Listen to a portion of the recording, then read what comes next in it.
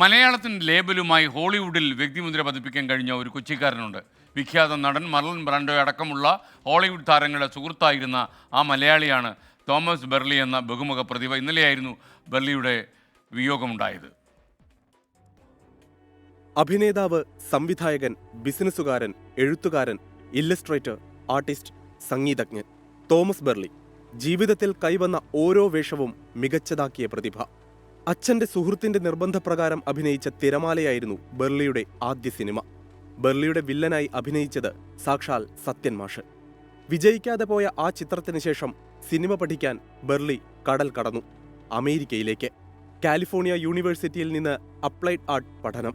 ഹോളിവുഡുമായി പ്രണയത്തിലായ barely 15 വർഷം അവിടെ ചെലവിട്ടു. അതിനിടെ 1959 ഫ്രാങ്ക് സിനാത്രയ്ക്കൊപ്പം നെവേഴ്സ് ഓഫ് യു എന്ന ചിത്രത്തിൽ അഭിനയിച്ചു. നിരവധി ചിത്രങ്ങൾക്ക് കഥയെഴുതി.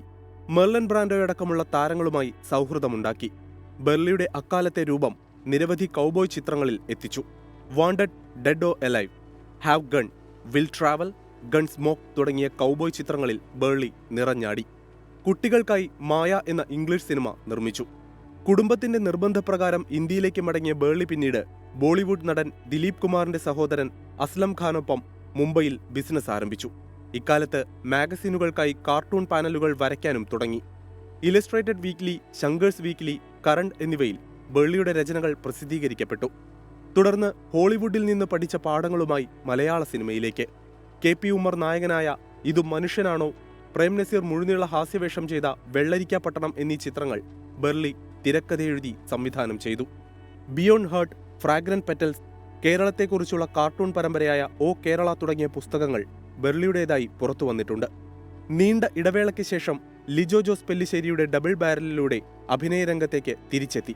ഹോളിവുഡിൽ അഭിനയിച്ച കൗബോയ് ചിത്രങ്ങളുടെ ബാക്കിപത്രമെന്നോണം. ലോക സിനിമയിലെ പ്രമുഖരുമായി അത്രയേറെ ആത്മബന്ധം സൂക്ഷിച്ച മലയാളിയാണ് വിടവാങ്ങിയത്. Research desk 24.